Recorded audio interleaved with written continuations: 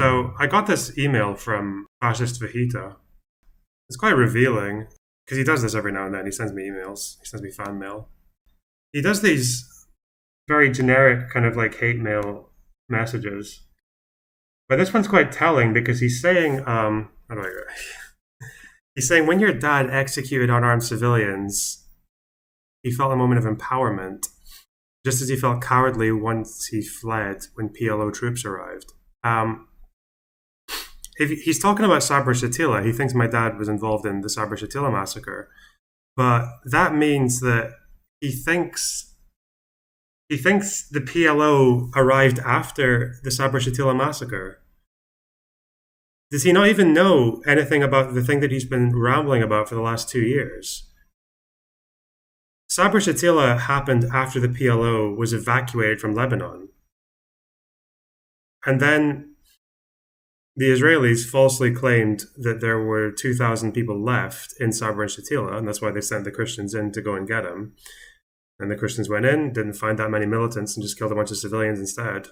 And then this is when he says my dad left the country afterwards, apparently. But I guess he doesn't know. He doesn't even know the timeline. He has no fucking idea what he's talking about. This guy's been rambling about. He's been making this specific accusation at me for the last 2 years. He doesn't even know what happened. He doesn't even know anything about the fucking country that he's talking about. And it's ironic because this guy is supposed to be like the history graduate, isn't he? Isn't he supposed to be the history? Did he have a PhD or was he just a graduate? I don't remember. I think he has a degree. But this guy was supposed to be the historical authority on this. He doesn't even fucking know what the fuck happened at Sabra Shatila. What a fraud. There's whiteness showing. Isn't he? He's also supposed to, like, he does this thing where he, like, learns Arabic words and says them on stream to try and impress his, like, fucking radical audience and shit. Bro, the guy's, like, actually a fucking colonizer. He's, like, a white colonial historian. He doesn't know fucking anything about the region he's talking about. That's probably why he supports the Axis of Resistance, because he doesn't care about fucking all the Arabs that they kill. Bro. And he emails me shit like this every couple of weeks. It's just so funny that he just revealed his hand. He doesn't actually know anything about the whole point of that story. The whole essence of that, it's not even like a niche detail. Everyone knows that if you're talking about Sabra Shatila, it happened because the PLO were gone. The people in those camps didn't have anyone there to defend them. And the Israelis pushed people in there. They pushed the Christians in there under the false premise that the PLO were still there, but they weren't. So it's like, it's not just that it's wrong, it's like it's painfully wrong. Isn't Baden Banat Syrian? No, Baden Banat is white. He's just incredibly white. I wonder if he typed this before or after his daily lashes. Since we're in the game of just making shit up about the other person, you know that like every day Baden Banat gives himself 40 lashes because he's upset that he's not an Arab and I am. And I think it brings us quite seamlessly into what I wanted to talk about today. Is you guys have probably been following all the Twitch apocalypse updates, because it's definitely a topic of interest to you guys. It's actually gone so insane. So we managed to confirm that Twitch had actually IP banned, or they banned everyone in Israel from making Twitch accounts. They put out an excuse. Oh, they've been doing this for a year as well. They've been getting away with it for a year, meaning everyone in Israel, even if they're Palestinian, couldn't make a Twitch account. They couldn't make a new account. Now, they said that it was only for emails, but it turns out people couldn't do it on their phones either, so they lied. They made one complete factual error, and it got community noted as well. They also said that it was because of people posting war footage, gore and shit, but they never took down people from Russia and Ukraine. They never did the same thing to Russia, Ukraine. And you know what's so sad about it is, like, I was thinking, it's not even a boycott. Like, not really. Because the point of a boycott is you do it in public to encourage other people to follow through. Right? That's the point in a boycott. They didn't even really boycott. They did it subtle. They did it quietly and didn't even announce it. So they weren't even trying to push up any kind of, like, spur any mass movement or anything like that. They just went fucking ham. And people have been complaining about this and sending emails and going on Twitter and screaming into the void for ages, trying to get people to realize what happened to them, and nothing came of it. And obviously, they've reversed it now immediately because of the embarrassment. And the damage the control that they've done is quite impressive as well, because they banned a bunch of streamers, particularly for that panel, the Arab to Sabra lover tier list panel. They banned a bunch of people from there, some of them shorter bans. I think Frogan got 30 days. They banned Frogan, they banned Denims, they banned that other Capri person. Yeah, just people in that panel. They banned Luffy the Houthi after unbanning him and rebanning him and unbanning him and rebanning, which is fascinating because they banned people who did a panel show that Twitch approved. Twitch hosted that panel with all their advertising sponsors in the background on the screen. They banned the people who did a panel that would have been approved by Twitch. And they didn't ban one of the centers of complaints, which was the top political streamer of Twitch, who has been hosting terrorist propaganda on the channel, on the platform, Hassan. They didn't ban Hassan. Which means Hassan, a Turkish colonizer who calls himself Arab, apparently, has been using Arab women as human shields. Denims is Arab, isn't she? She's like Moroccan or some shit. Rogan is Arab. She's Lebanese. Hassan's not Arab. He's Turkish. You can't make it up, man. One of the steelman for the ban might be that Hamas was streaming their attacks on October 7th on Twitch. Is that true? I thought they were posting a lot on Telegram. I don't know if they streamed on Twitch or people were restreaming the attack. But I thought this ban took place a little bit after October 7th. I thought it was like October 13th, wasn't it? In any case, really, like you just accidentally kept it in place after all those complaints? I don't know. There's something weird going on there. Then the ground invasion started. There's something very strange going on there. That Dan Clancy guy is... When he unbanned Sneeko and Fresh and Fit, he's rebanned Sneeko now. When they unbanned Sneeko and Fresh and Fit, that was like the last straw for me. I was like, okay, this is not just naive Westernisms. This is like the behavior of a Jew hater making those decisions. But time will tell. This is Monsieur Picard. Boner Chelly's community came after me for the cracker stuff, posted on LSF, posted through Keemstar, the exact same avenues of pressure that Ethan is currently utilizing against both Twitch and a bunch of Arab content creators, myself included. Boner Chelly's community came after me for the cracker stuff, posted on LSF, posted through Keemstar, the exact same avenues. You're not an Arab, bub.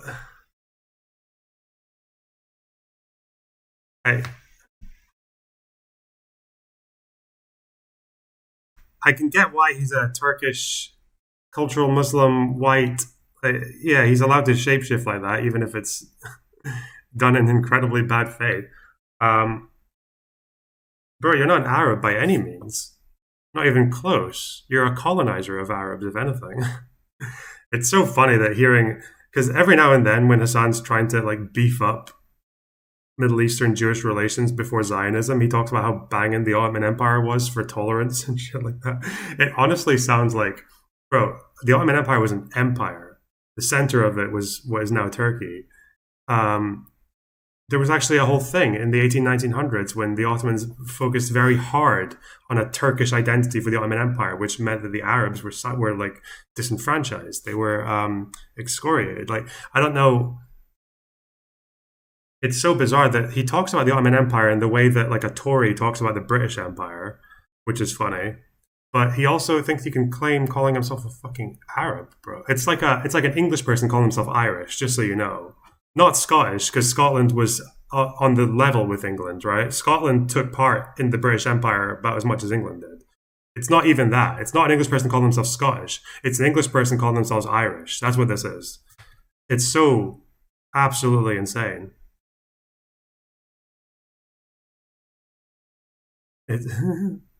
How? You know what? the worst thing about it is it might actually be just completely fucking innocent. Like he not innocent in the sense of the fact that it's kind of offensive, but innocent in the sense that he probably didn't even know. He probably does think Turks are Arabs. I don't know.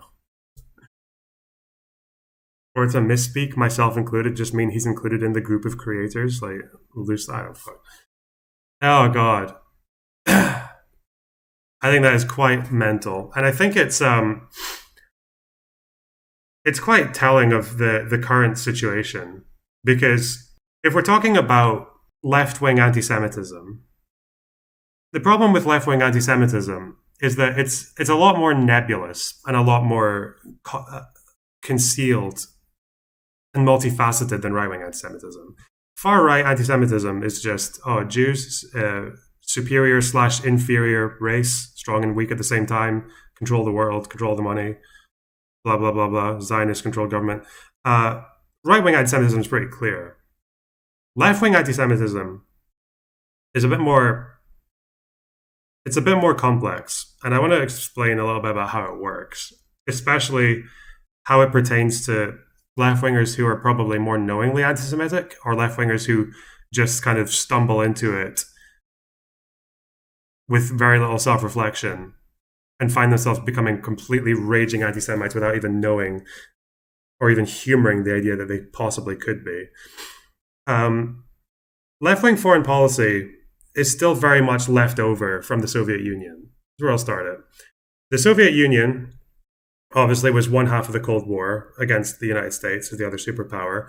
And Soviet foreign policy was very much, they followed with this Marxist-Leninist idea that imperialism is the highest contradiction of capitalism, because capitalism needs to grow, it needs to expand, and it's inevitably going to result in capitalist countries oppressing poorer countries and expanding into them and fighting over them for profits, basically. World War I, that's all their entire explanation for World War I. Nothing to do with monarchs or personalities or culture or anything else like that. Nothing to do with anything other than it was countries that wanted to make a profit bumping into each other in a place that they both had the interest in, like the Balkans and all that shit. So that's like the more or less the explanation. It's like imperialists clashing against one another. Actually, they tried to apply that to a degree to World War II as well, but anyway. And the reason that that's very important to them in the Cold War was that the Soviets believed that any expansion of capitalism into the third world was one more country that couldn't be brought into the communist revolutions. That's why they fought over it a lot. And that's why both sides of the Cold War had this policy of, in the United States, they called it containment. They said that even if one country turns communist, that's like, we can't let that happen. You need to prevent it at all costs, okay? And part of that Soviet propaganda in the other direction was that anything that undermined America, which they thought was the center of capital, was a good thing. Even if it was massively hypocritical, even if they had their own leaders and their own allies who were massively racist, for example, as soon as the civil rights movement happened and there were pictures of unarmed, even under 18, like child, in some cases, protesters getting hosed down by racist Dixiecrat cops in the South, Fidel Castro would blast that. I think in Soviet media, actually, those Birmingham riots, not even riots, the Birmingham protests, where non-violent protesters were attacked by dogs and hosepipes. I think that there was a week where that made up a quarter of Soviet media.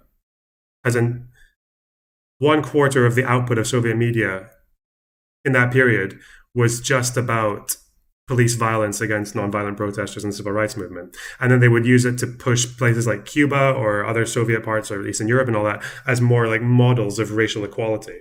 So that's like always been the first goal for them, is undermining the capitalist world, because if you undermine the capitalist world, then you are opening up opportunities for the communist world to take root.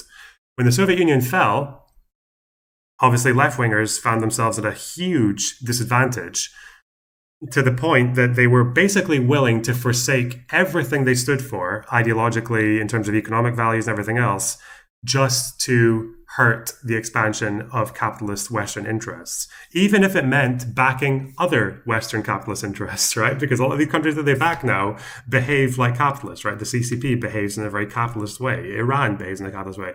So you have this situation where the left's foreign policy has become so broken and so powerless that they find themselves sacrificing everything they hold dear to back Islamic fundamentalist regimes in places like Iran or in Lebanon or in Yemen. That's what campism is, yes. That's what you call it, campism. Not only is it incredibly cucked because so many of these groups that they support are...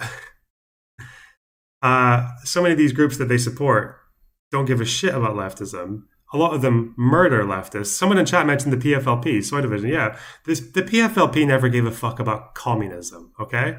Palestinians, even when the Soviets were aligned with them, they never gave a fuck about communism. And you know this because the PFLP's platform literally has one clause that says that free markets will be allowed.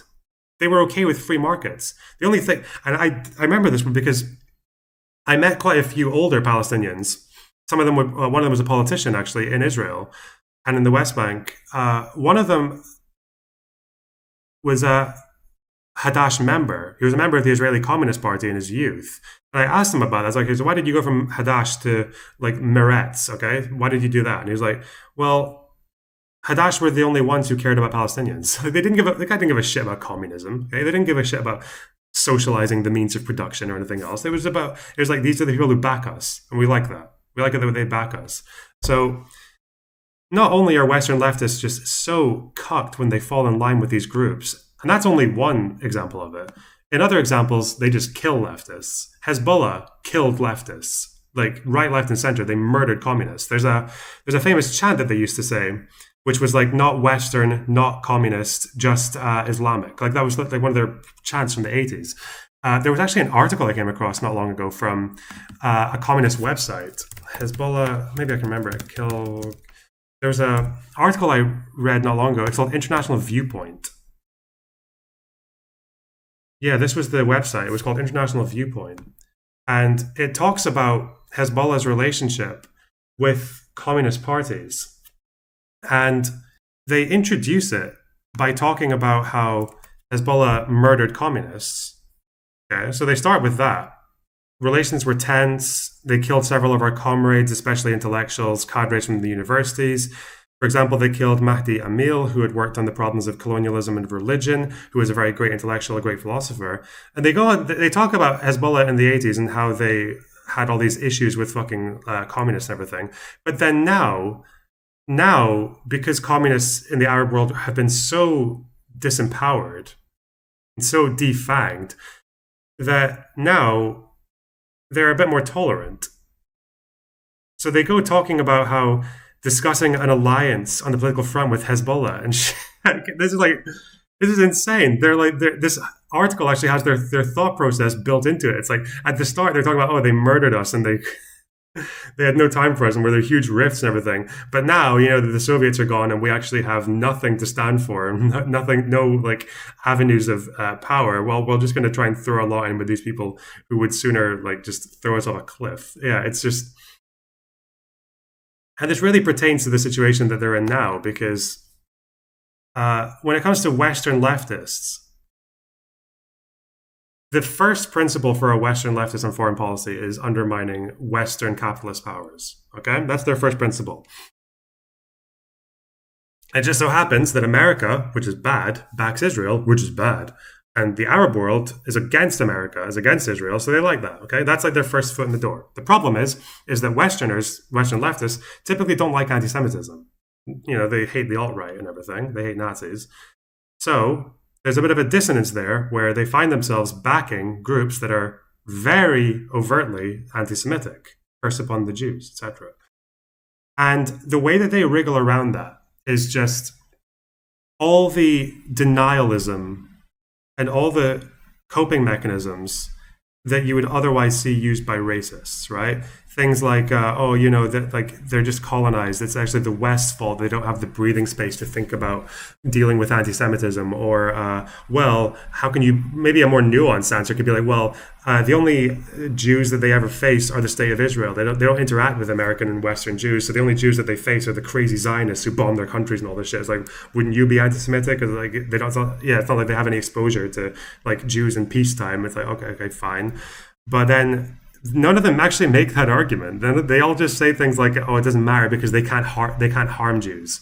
Well, why can't they harm Jews? Because they already harmed them to the point that all the Jews fled, right? Like, oh, what, the Houthis can't harm Jews? Well, first of all, they do. There are some Jews left in Yemen, but also the reason they can't harm Jews anymore is because any Jews that did live in those countries are gone.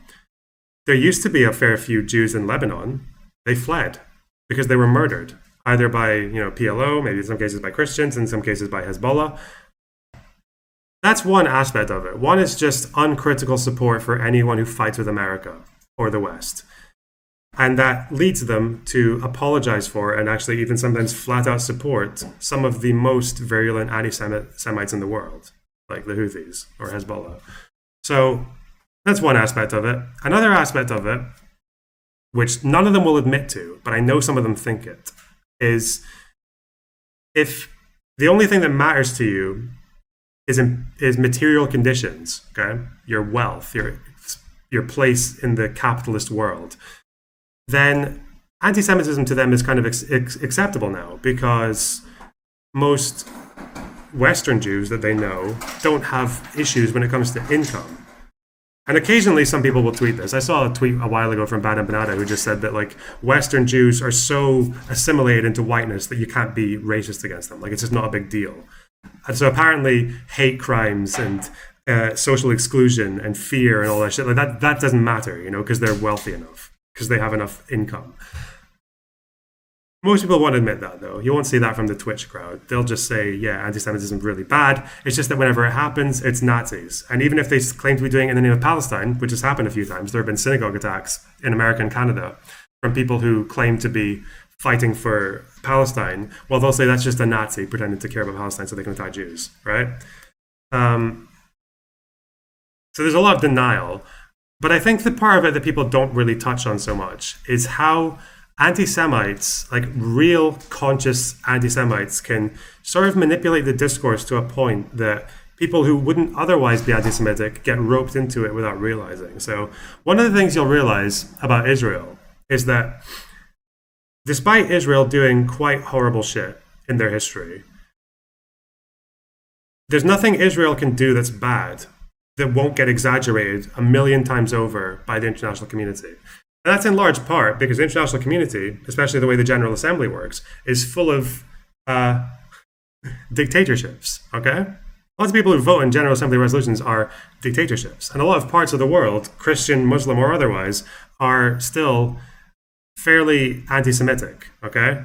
It's not just the Muslim world. People say, 55 Muslim countries versus one Jew. It's not just that. It's also like the Christian parts of Africa, right? It's like even to an extent Christian Latin America or Christian Europe, like or definitely the communists in China or the atheists.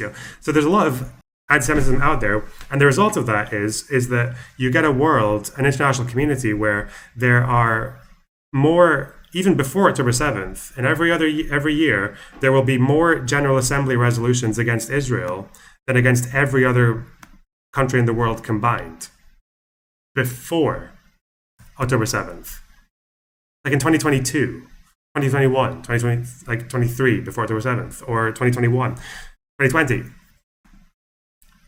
Sometimes by quite a large amount, right? Like I think 2022, there were 15 JA resolutions against Israel, and I think like one against Iran, one against Sudan, like none against Libya. Like it's mental, okay?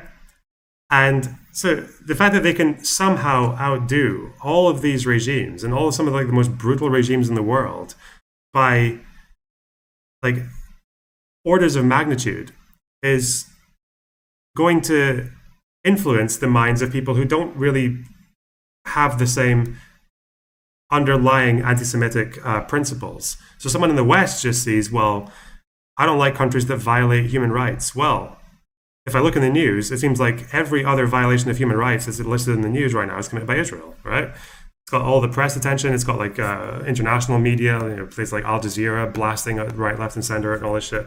Yeah, you're just going to get such a disproportionate amount of attention onto, to the point now that if you look at the Wikipedia for Israeli war crimes committed, Israeli war crimes on the Wikipedia is longer than the list of war crimes committed by the Wehrmacht. Even in this war, they have a bigger Wikipedia article than the list of war crimes committed by the Wehrmacht in World War II. Or even by Russia in Ukraine, even though the Ukrainians have documented, I think, up to 40,000 individual war crimes by the Russian military. But somehow the Israeli Wikipedia is longer. And this is why I can see that international anti-Semitism can entering the brains of people who would otherwise never have an anti-Semitic bone in their body, right? Like, if you are a Westerner, better documented. No, it's not better documented, okay? World War II is one of the most documented events in human history, okay? And also, the war is done, which means we have archival evidence from every side, okay? No, it's not as better documented. Imagine if you were just a conscientious viewer of the situation and you want to oppose the countries that are causing the most damage in the world. Well, if you're looking at human rights reports and General Assembly resolutions and hearing all these individual stories, yeah, you're going to see stories about Israel more than any other country. You're going to see more coverage about Israel than any other country in the English-speaking world. And that might be because of anti-Semites, but you might not draw that conclusion yourself because you're anti-Semitic. Like, I mean, I know people, fairly well-educated people, very well-educated people who think that the Russia-Ukraine war has been nowhere near as bad as the war in Gaza. It's crazy to think that. Like, by what metric? The point I'm getting at is, imagine if you read stories like that. And I've used this example before, right? Remember the story that talks about how Israel sterilized the Jews of Ethiopia. Remember I've told you that story before? And we know what actually happened. We know that what happened was that aid workers were trying to give contraceptives to Ethiopians in transit centers who were on their way to Israel because they were fleeing war and persecution. We know that these aid workers wanted to give people contraceptives because you don't want people giving birth in a transit center. It's not a good environment to give birth. So they did that as a precaution, but the problem was they communicated it so badly and so carelessly with the Ethiopian woman that a lot of Ethiopian women were given contraceptives without informed consent. They didn't know what they were getting. They just thought they were getting flu shots or whatever. So you have that situation where a bunch of women are put on contraceptives without realizing it. They get to Israel, and when they get to Israel, the people in the transit centers tell the doctors, this is what they've been doing, okay? It's fine. And the doctors start doing it as well. And then it takes a little while for people to realize that this has happened without informed consent. And when they realize that, there's a big scandal. It breaks in the Israeli media, and then it stops. And then people come off their contraceptives and they're back to their lives. I think there's like some compensation efforts. There's a bit of outcry from the Ethiopian community. So that's what actually happened. There was a huge, huge fuck up from aid workers in transit centers for Ethiopian Jews. And then they ended up giving them contraceptives against their will, basically. But the way people phrase that, Israel sterilized Ethiopian Jews, that's not the impression they're giving with that sentence. The impression they're giving is that Israel had an Ethiopian Jewish population come in, and they were so racist and so white supremacist that they sterilized them intentionally. The state, top down, sterilized them so they could limit Ethiopian births in the country to keep the country white or something. That's the impression they're giving when they phrase it in that way. So they'll take something that Israel did that was very fucking bad, that happened like because of negligence and everything else, but also something that was actually exposed by Israel, that was stopped by Israel when they found out what was happening. And they'll take that and make it into like an Israeli version of Action T4, like an Israeli hunger or like an Israeli sterilization plan. And imagine that every story about a bad thing that happened in Israel is communicated to someone in that way. Imagine if every day you hear a story like that and you hear it amplified like that. Well, within a year, you're going to have hundreds of stories about Israel that basically do make it look like the Fourth Reich. And you're going to be disproportionate against it. And you're going to think, well, every Israeli supports this. They support Zionism, right? Ooh. Well, Zionism is basically all the bad things that Israel does, ever. So people will see all that and then they'll think, we're not being disproportionate. We're being perfectly proportionate to the information that is being fed to us. And that's why when they hear cries of anti-Semitism, they're suddenly going to be thinking, like, well, are we supposed to just not attack half of the world's Jews when they do all this horrible shit? What are you talking about? Like, oh, what? Anti-Semitic hate crimes versus the Fourth Reich. It's like complaining about anti-German racism in the UK against German immigrants when you have a Holocaust happening in Europe. Like that's how they see it. Okay, that's the world that they see. And then they find themselves being useful idiots for anti-Semites. That's what I think happens to most left-wingers, okay? And then sometimes they will say things that just become overtly anti-Semitic because they probably believe, for example, that Israel is a European settler colony sent there by the United Kingdom and the Americans to boost economic interests for the Western world, to purge the indigenous Arabs. And they were always planning on doing it from day one. And they were all a bunch of fucking white people and whatever the fuck. Then you're going to think it's okay to say things like go back to Brooklyn to any Israeli. They don't know that most Israeli Jews are actually non-white. They don't know that even Ashkenazi Jews generally have a pretty strong historical connection to the land. They don't know that even though it's only been 75 years, Ashkenazi Jews are more Middle Eastern than they are Western in their temperament. They behave like Middle Eastern people, like in so many different ways. I guess that's where you get to this really ridiculous situation where left-wing anti-Semitism to me it's a very bizarre cocktail. It's like a cocktail of one, things that are completely true. Some critiques against Israel are just true. Like there's lots of bad things that Israel have done, especially compared to, all the Western democracies that they're allied with, right? Like most Western democracies have not been in the same position as Israel, and therefore they don't do as many bad shit. So some of the critiques are completely true, but it's also blended in with exaggerations, which are everywhere, and then just claims that are downright false. And then there's a genuine concern for the well-being of Palestinians. Like people genuinely do look at what's happening to them and they rightfully feel horrified and they feel sympathetic and everything like that. But then it's also combined with uncritical support for the propaganda that comes from Palestinian and Arab leadership. So it's always like valid things that are blended and woven in with completely invalid things. And then with all the invalid things that then woven into that, you also get old anti-Semitic tropes. Like the idea, instead of Jews control the world through banking, because they're trying to destroy the world, like they said in the protocols, it's the Zionist lobby in AIPAC is much more powerful than they actually are, right? Like everything just gets translated like that. Like old anti-Semitic tropes get kind of like refined and just a little bit adjusted. Or the old anti-Semitic trope that Israel actually wants to conquer from the Nile to the Euphrates because they want to expand the old Jewish kingdom and reclaim their biblical holy land and everything. And they're all driven by the same like Abrahamic messianic fucking cause. That's anti-Semitic. And then that translates over to people who think that, well, the only reason they're in Lebanon right now and bombing houses and blowing up little villages is because they want to expand their Lebensraum, right? Like fucking Lebanon, as if Israel occupied Lebanon for 18 years. How many settlements did they build there? Like none, okay? So I think that's what you end up in. You end up with truths, exaggerated truths, complete falsities, genuine sympathy, infantilization and uncritical support.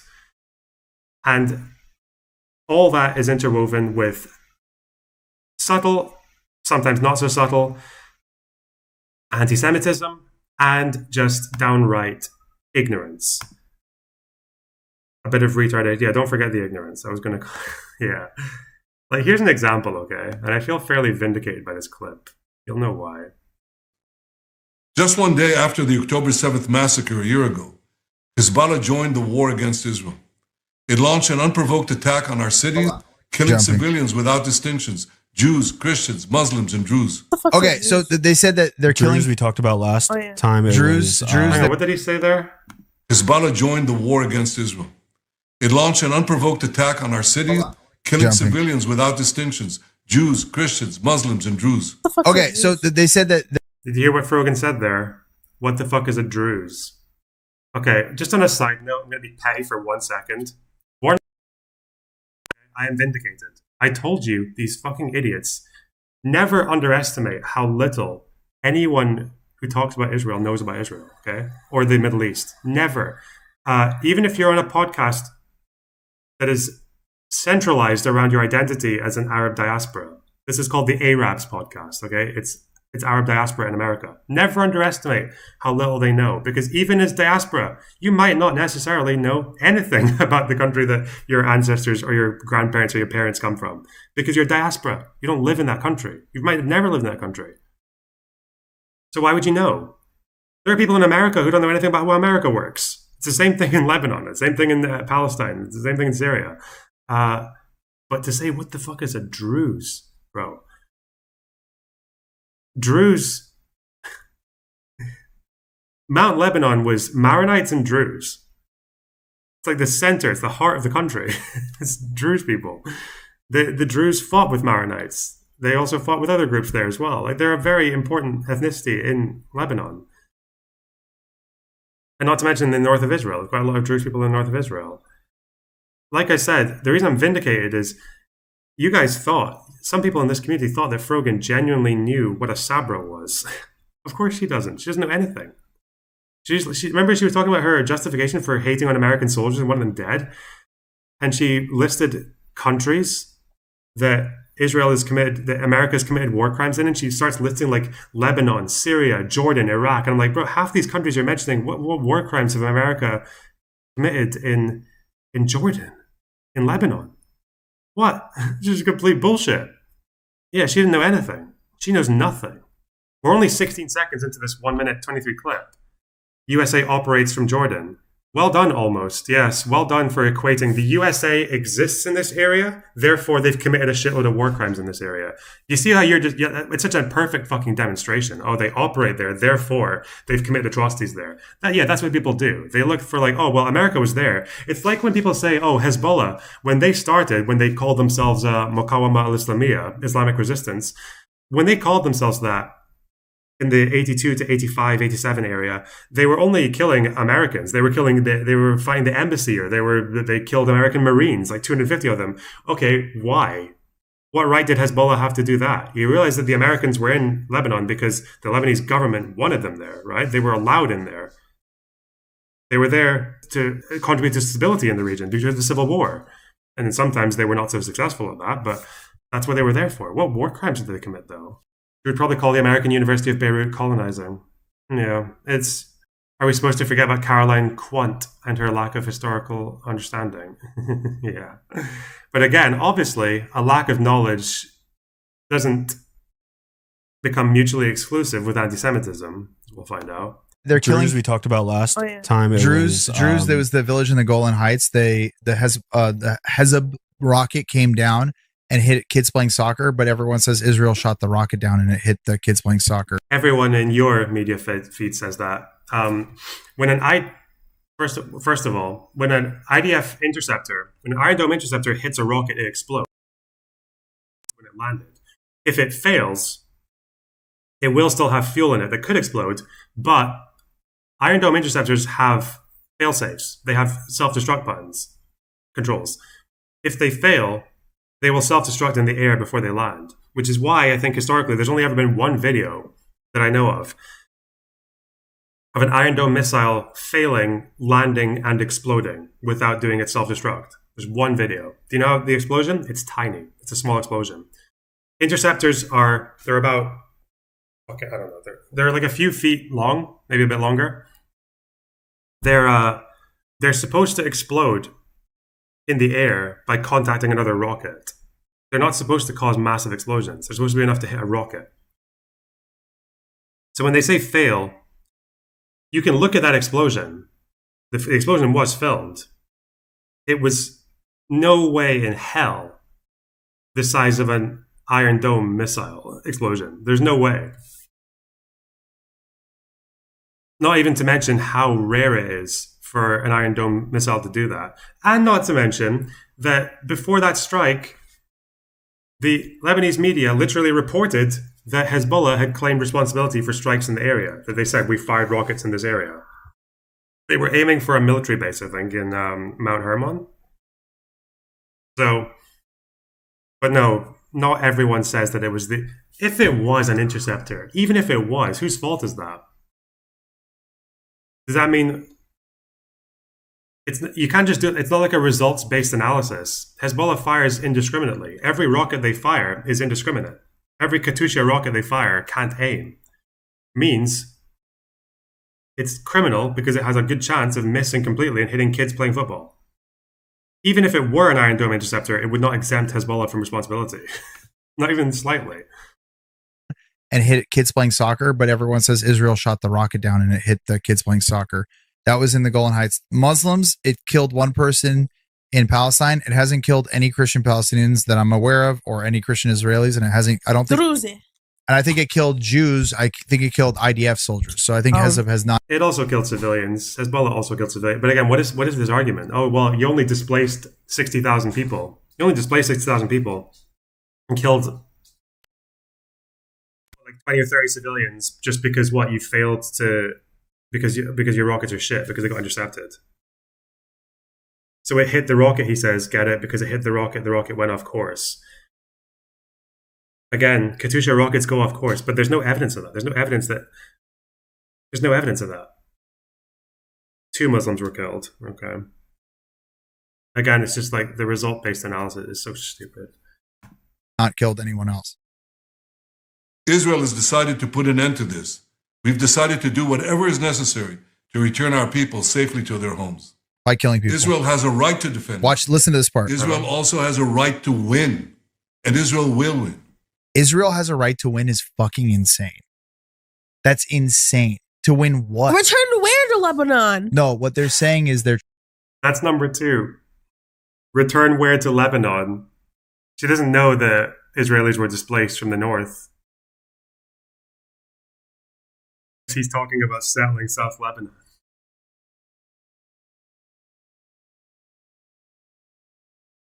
So that's 2 in 1 minute and 6 seconds.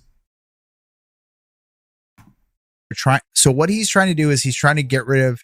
He's bullshitting. The people... Okay, he's got over 100,000 people in northern Israel that will not go back to their settlements in northern Israel. Good, bye. Go back to fucking Brooklyn, bitch. Like, you have your fucking house there. Okay, so that... There it is. There's number 3. What the fuck, man? You have a house in Israel. I'll have a house in Brooklyn. She's anti-Semitic. That's like, there's settlements. Yeah, I know. They think every Israeli home is a settlement. I know. Go back to Brooklyn, bro. That's unbelievable. Again, the fact that Hezbollah haven't killed that many Palestinians with their rockets is only by chance. It's only by fortune. It's only by fortune for them because those are mixed communities that they're attacking. It's got like Israeli Maronites, you've got Palestinian Christians, you've got Palestinian Muslims, you've got Jews, you've got Mizrahi Jews, you've got so many.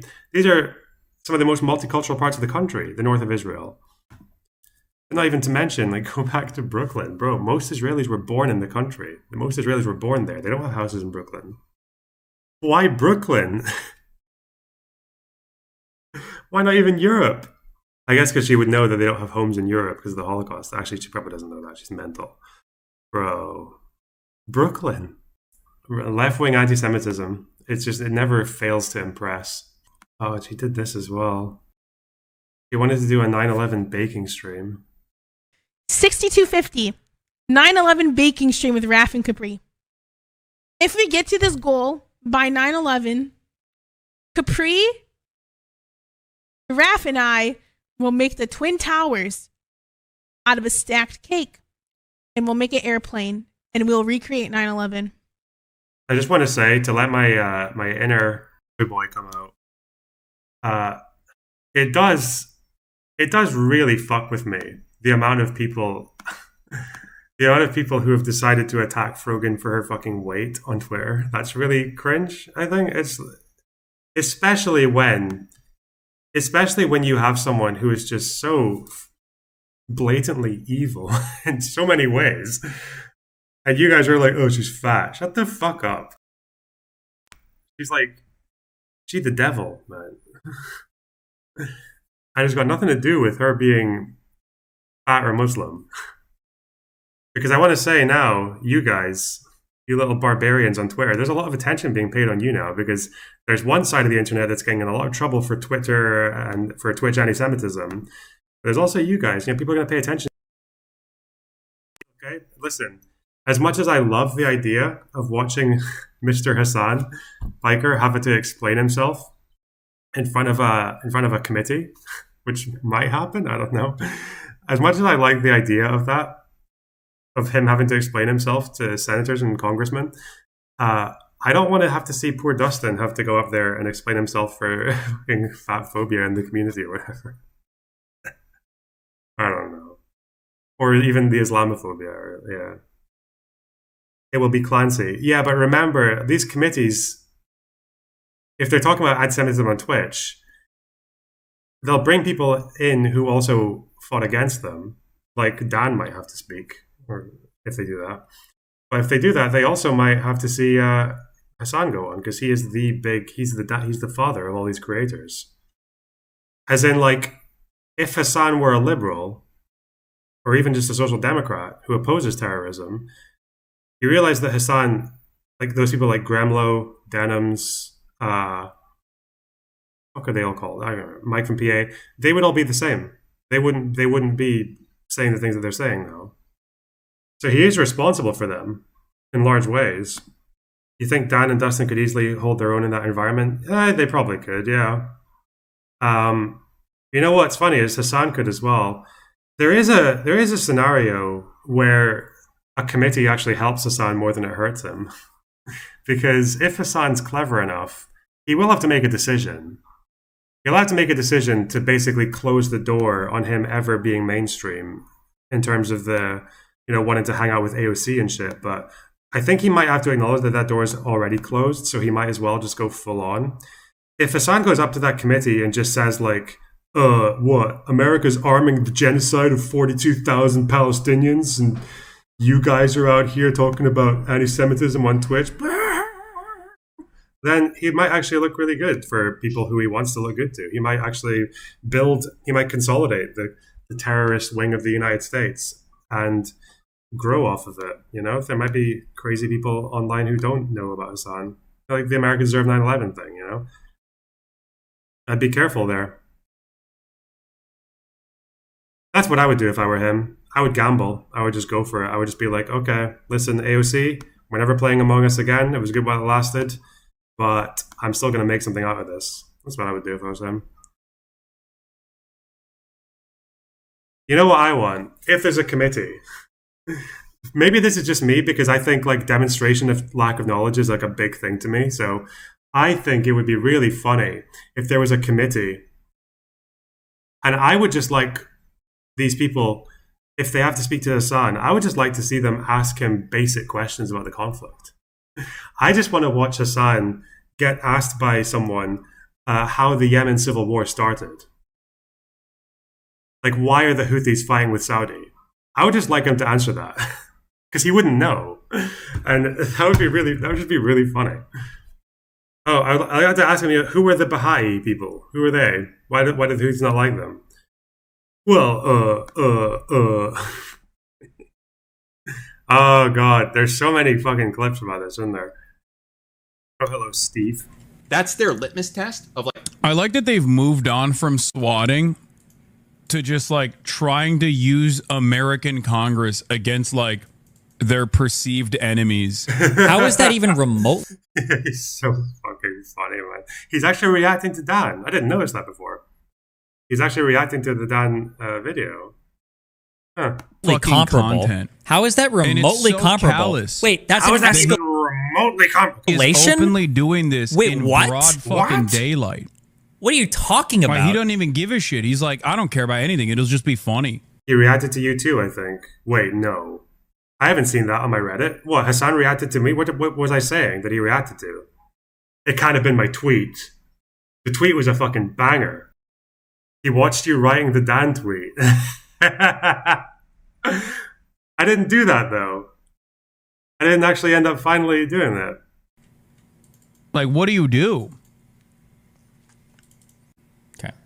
When did Dan swat someone? What the fuck? That's not what I said, man. That's their litmus. As someone who was raised Baha'i, I find it really gross of Hassan's support for the Houthis, given that they imprisoned them for their religion. They think it's worth trying to point out that to him or not? I don't think they would. Fuck, there's actually a Baha'i person in my chat. Jeez, they're quite a small community. Shit, thanks for the $10. No, I think it would be worth bringing up. I think demonstrating ignorance is a really good thing because Hassan gets away with the fact that he's Middle Eastern. And do they count Turkish people as Middle Eastern? I think they do. Just not Arab. But yeah. He gets away with that. And he gets away with the fact that most Americans are so unbelievably uninformed about the Middle East that he can get away with saying so much. So it would be quite funny to watch him getting completely exposed for not knowing what he's talking about. That would be really funny. And I think it would be easy to do as well. You would have to ask him. The questions you'd have to ask him would be quite simple, like quite basic. And he wouldn't be able to answer them. The fucking nerve of this as well. Like, how spoiled do you have to be to think that Hassan, like, owes everything he has to the United States, right? He is able to make his living in the way that he does and live the life that he does because he lives in the United States. In no other country is he getting that. He's not getting that level of celebrity. He's not getting that amount of wealth. He's not, because of American companies doing American shit and American donors and American, he gets to live the lifestyle in an American city, pays taxes to the American government, he gets everything back from it. Like, he owes everything to the United States. And his American hatred he owes to the United States because America hosts that hatred, the First Amendment. He gets all of that, but he is upset because he might have to explain himself to the American political system because he also simps for and glazes and throats and gargles the terrorist sludge of people who want to destroy America, who have killed Americans, who want Americans to die. I'm like, bro, you're just hanging out in someone's house, and they're giving you everything. You're in the standard Arab person's house. Okay, you're in a Middle Eastern person's house. Okay, they're giving you hummus, they're giving you shawarma, they're giving you fucking kibbeh, they're giving you olives, they're giving you 15 fucking Arabic thick coffee that tastes like a blended Doc Martin. They're giving you everything, and you're here like,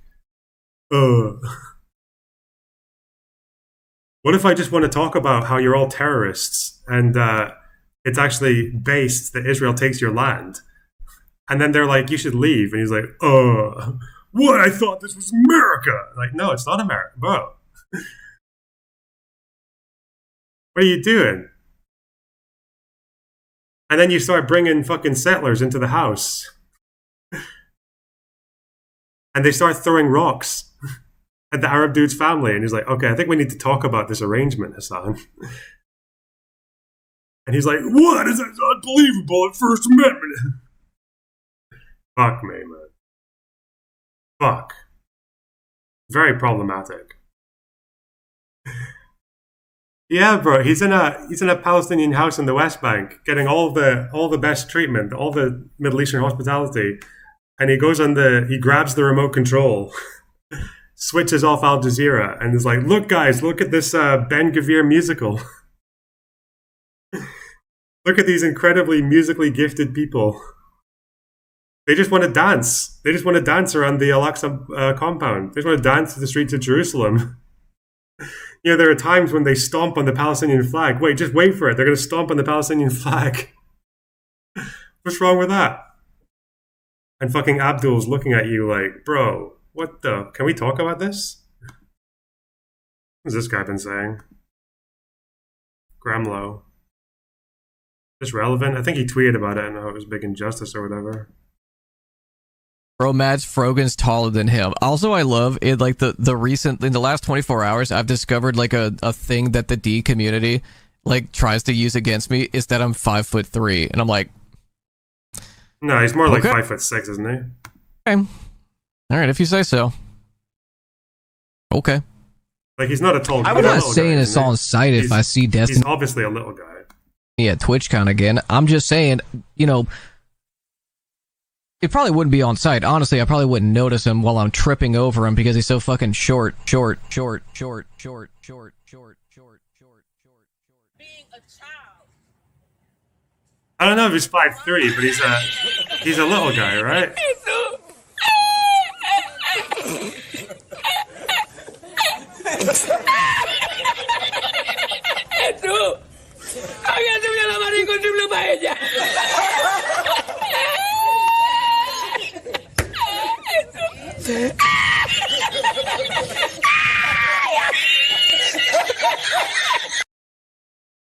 Mike, anyway.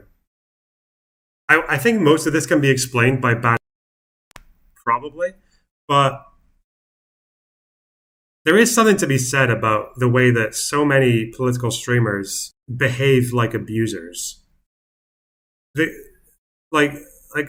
making fun of someone's height, and then they respond to it because it's ironic because you're really short as well. And then you say, it seems like these guys have an issue with my height for some reason. Like, whatever. Why you care about someone's height? Like, that's what abusers do. like they act like you're crazy for bringing something like that. If you want to, I don't think you should make fun of people for being short, but if you're going to do it, then it's fair game, right? Like, it's all fair in love and war. Just the rules of the world. Are they just bad people? Or, I don't know.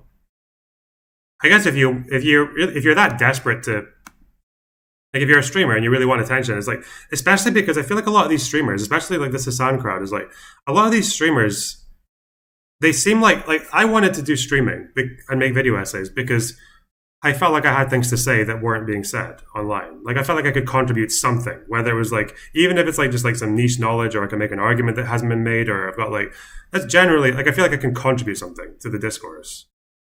Like, I don't think I'm uniquely entertaining in any way, or I don't think I've got like a unique fucking like persona or anything, but I feel like I've got something to say. I've got a perspective. But I feel like some of these streamers, they just want to be streamers because they want to be streamers. Like, they're not offering anything new. They're not really bringing anything to the table. They're just repeating things that other people have already said, but... I wonder if it does actually take like a genuinely bad person, like a narcissist, to want that career. Yeah, I don't know. Like, people who want it for its own sake. It's like the Russell Brand thing. Like, he just wanted to be famous. He didn't care how he did it. He just wanted to be famous. Or like that guy, Chapman, the guy who shot John Lennon. That kind of vibe. Extraction. And instead... you are just an Islamist fundamentalist who would love to redefine America and make American governance look like Hezbollah. Okay? There is nothing I can do. There is nothing I can do. All I can do is just take it. Just like all Capri Sun Poppy and Frogan. Just like the victims of the Houthis and Hezbollah, who you don't give a fuck about because it's worth them attacking Israel sometimes.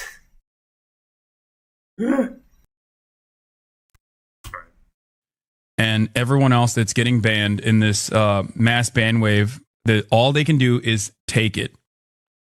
And it is like gross and unhinged and completely untrue. And I don't know what to say.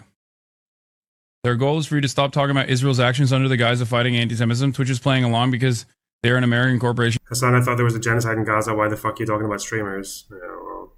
I mean, I'm surprised he hasn't if anything, he's not being anti-Semitic enough, right? Because shouldn't he be saying, yeah, well, this is an American company, they support the genocide in Israel at the end of the day, and they have so much influence that they're going to get rid of brave voices who have done nothing but oppose said genocide. Maybe? I don't know. Has he not said that? I feel like that's something he would say.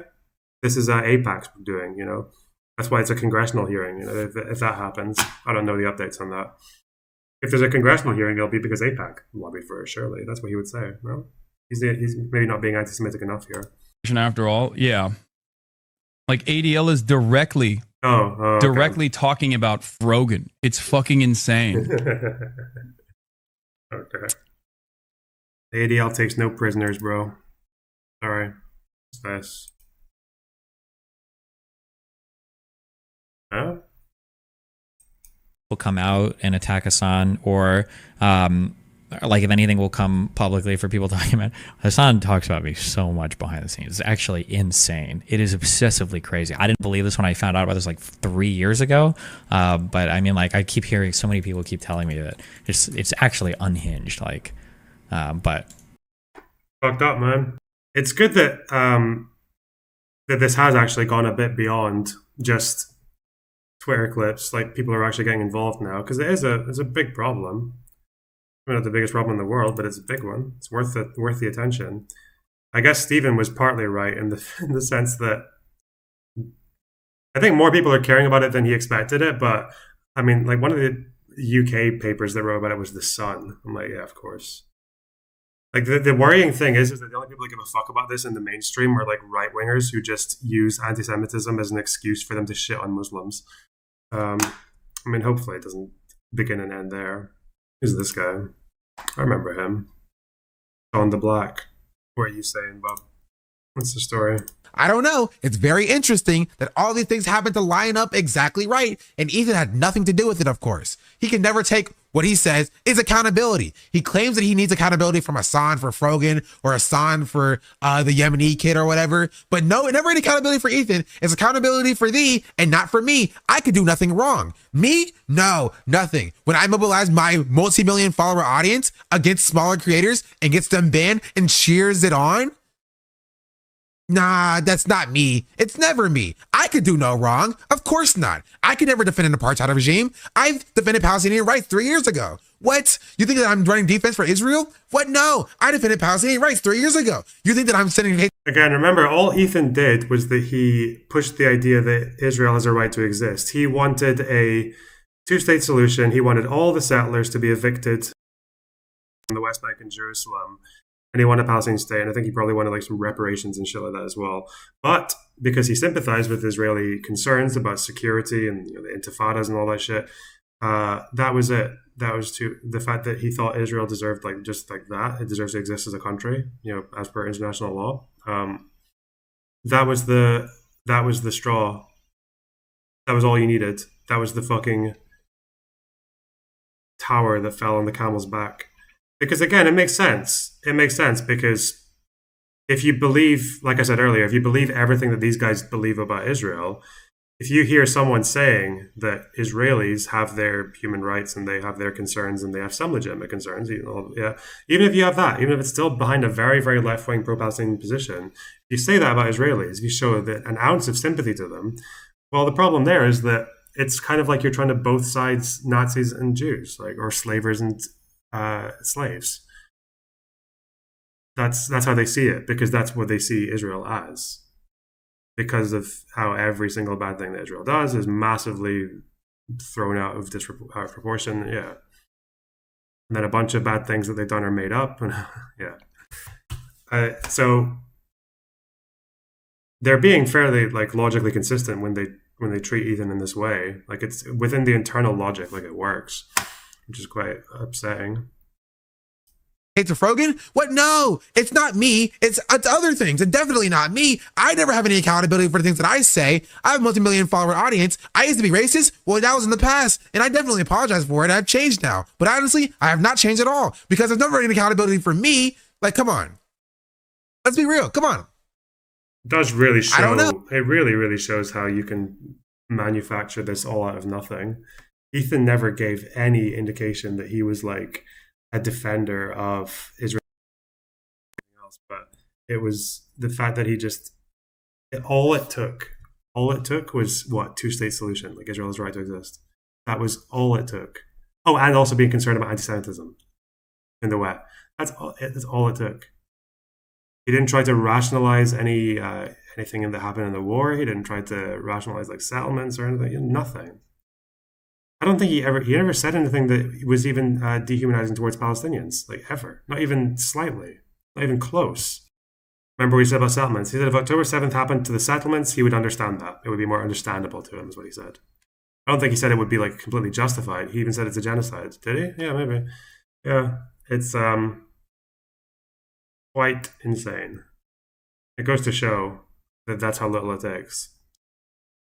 Which is also why, by the way, if you ever feel like you're getting purity tested by people like this, never try to appease them. Because they are looking for nothing short of absolute synchronicity. Like, him crying about it is so funny. It's so funny. I love that. He should cry some more. Jesus. You know what I mean? Like, him crying about it is so funny. Intermouse revealed that he contacted the ADL on Twitch streamer Frogan, who went viral making fun of veterans on Twitch, resulting in her ban. I don't believe him. If I'm being entirely... That's not what synchronicity means. What does it... Listen, I'm retarded, okay? Did I have a Vosh moment? What's the word for being in sync with them? I thought I was being so erudite when I said that. Synchronicity means... Oh, it's to do with Carl Jung. Simultaneous occurrences. I don't give a fuck about that. How did I know that word? Where did that word come from? Why do I know? I don't care about Carl Jung. Fuck off. I'm reclaiming this word. No one uses it, okay? Do soulmates see synchronicities? Soulmate energy is often felt as an inexplicable yet profoundly deep connection. You might experience a sense of familiarity, comfort, and understanding that defies logic. This energy can manifest as mutual respect, uncanny synchronicities, and a unique form of communication that feels almost telepathic. No, that's what I meant. That's what they want. Yeah, that's what I meant. Obviously. I was just being fancy about it. Be real, I do not believe him. I don't believe him. Schizonicity. Yeah. I don't believe a word he says here. Aiden is friends with Nazis. Yes, he called Nick Fuentes his friend. I don't believe him at all.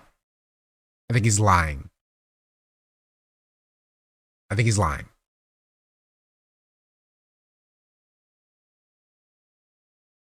He doesn't know how to read enough to find their number. Yeah. Why is Loner in this chat pro-Islamophobic deplatforming? I don't think anyone's getting banned because they're Muslim, Bob. And I'm actually against the fact that they took out the Arabs for a panel that they approved, but they let the Turkish Ottoman colonizer get off scot-free. That's all this is. It's just Muslim opinion bad. I'm having a hard time seeing it another way. That's because you're racist. That's because you hate Muslims. If you have trouble seeing it any other way when these people literally support Islamic fundamentalists, and they break TOS by doing so, then that's because you're racist. They denounce them all the time, whilst also making every excuse for them, by the way. Saying go back to Brooklyn, to 60,000 displaced people in Israel. What is that to you, Shaitan Dadon?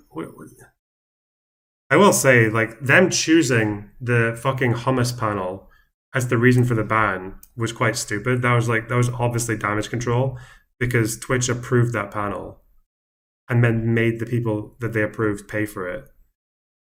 But I guess it's because I know why they did it. If they want, that was the only way that they could throw people under the bus who were not Hassan. Because if it was for TOS violations, like Rogan with the veteran comment, denims for the fucking America Deserved 9/11 and reading the Bin Laden thing out or whatever. If it was for all that, then they would have had to ban Hassan as well. But this was the only way they could actually ban a few people to make it look like they've done something, but not ban Hassan. And I think that's kind of cringe. What's this? Yeah, literally intelligent donkey, 100%. Yeah, Oh, no. and to repeat, like for those in the back of the class, as intelligent donkey said, unironically supporting Hamas, a pretty dumb thing to say, I would say, is morally defensible, more so at least, than supporting Israel. Like, literally. It's a numbers game, man. You can take that down to the math. It's a pretty easy calculation. So even the, like, heinous position of just flatly supporting Hamas is objectively vastly less harmful than supporting the IDF, a position that is held at every level of power in this country. Just like the number of people that you kill means that that's the thing that makes you worse, like regardless of the circumstances in which those people die. It's like play a numbers game. Hamas is still worse than the numbers game. You realize that Hamas killed over 1,000 people in less than 24 hours. As in, Hamas, with the little military strength that they have, with the little power that they have, with the limited access to Israel that they had, because they were only in the south, they took out over 1,000 people in a day. Because the intent behind the way that they choose their targets was pretty fucking loose, right? They just killed anyone. As in, if you applied that death rate, it's been over a year since October 7th. If you applied Hamas's kill rate, and Hamas actually had the same level of power and access that the IDF has, they would have killed like over 1/3 people by now. I mean, like up to close to 400,000.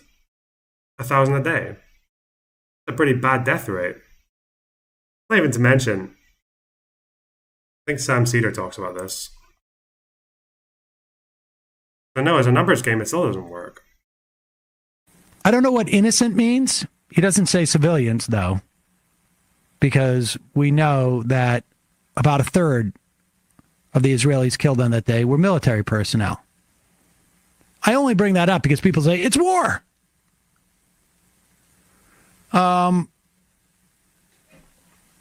International law says that an occupied people can do anything, in terms of legal terms.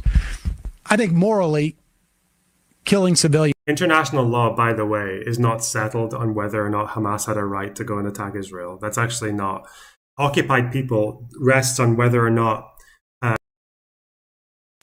Gaza is legally occupied. And again, the problem with that is why is Gaza occupied? Like, why was, if you first of all, if you look at the 3-point test from the Hague Convention about Gaza being occupied, it doesn't cross it at all. Like, but if you accept that it's occupied because of the blockade, well, why is the blockade there? The blockade is there because Hamas was firing rockets, because they militarized the entire strip to attack a sovereign country. Israel is a sovereign country. And let's assume then another part of it. Let's assume that Hamas does have a right to fight with Israel. Do they have a right to fight in any way they see fit? Well, no. They would have a right to engage in legal means to achieve like a just military cause, like a just goal. What was the goal of October 7th? Was it to lift the blockade? No. Is that what they expected to happen? You can't just say that our goal is to kill soldiers for its own sake. You have to have a goal.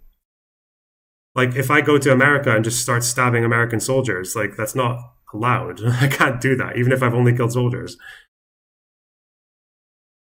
The goal of October 7th, of which there were a few, I think, was one, like, prisoner swaps, which, again, that's not legal. Taking hostages is not legal by any sense. Arbitrarily just finding someone and kidnapping them, that's not legal. Hamas doesn't even have a right to legally under international law to have a military because they're not a state, they're not a country. They're not a recognized entity. Do they have a right to kill soldiers? Well, why? Why did they kill soldiers? They killed soldiers because the soldiers you have the border fence and you have a couple of military bases. They're in some cases before the civilian places. So it made sense for them to target the military bases as well, because they realized, and this is actually in their documents as well, they went for the military bases because if they attacked them quickly, it would give them more access unfettered to the areas around them. They actually spoke about this, about why they went for civilian areas, for military areas. The secret documents that show that they tried to persuade Iran to join October 7th. Yeah, look, this is from Hamas's meetings, by the way. I really hope Shaitan Dadon is, like, not so lost that they can't get their mind changed by factual information. But if you look at the minutes of Hamas's meetings about October 7th, one is that they were expecting Iran and Hezbollah to join in properly and actually just overrun Israel. Sinwar was apparently quite delusional about this. This is one here as well. Preparations for the attack. They included striking 46 positions staffed by the Israeli military division that guards the border, and then targeting a major airbase and intelligence hub in southern Israel, as well as cities and villages. So their plans were to hit villages. That's why they had maps. That's why they had layouts for all the different kibbutzim. That's why they actually also knew, and this is in kibbutz Kfar Aza where I went to, they knew where the armory was. And they knew to land their paragliders on the rooftops surrounding the armory so that they could shoot people as they were trying to get in to defend their villages, defend their town. The leaders said it would be easier to target residential areas if the military bases were overrun first, a prediction that proved to be correct on October 7th. This is not a right you have under international law. You do not have a right to target military bases as a means to facilitate your attack on civilian areas. You don't have a right to do that. That is not a military advantage outweighing, it's not a legitimate military advantage outweighing collateral cost. So I guess this is where Shaitan contests the authenticity of the source, or they just have a moment of reflection. I don't know. Fuck. Says that unoccupied people can do anything, I think I know what he's referencing there. He's referencing some General Assembly resolution from the 80s that says you can, by any means necessary, resist occupation. That's why it gets circulated around left-wing circles and like there's pamphlets and shit. The problem is it's a General Assembly resolution. It's not legally binding. So it has no bearing. Yeah, you don't have a legal right to resist occupation by any means. In terms of legal terms, I think morally, killing civilians is wrong. I don't write international law, but that's what international law is. And so he's got to go through To clarify, it's targeting civilians. It's not allowed. They can be collateral damage, but... Yeah. This whole defense thing, which of course was the same exact answer that he would give. And again, minimum 45,000 people dead. Minimum 60, 70% of homes destroyed. This is all minimum. Infrastructure, power, universities, flattened.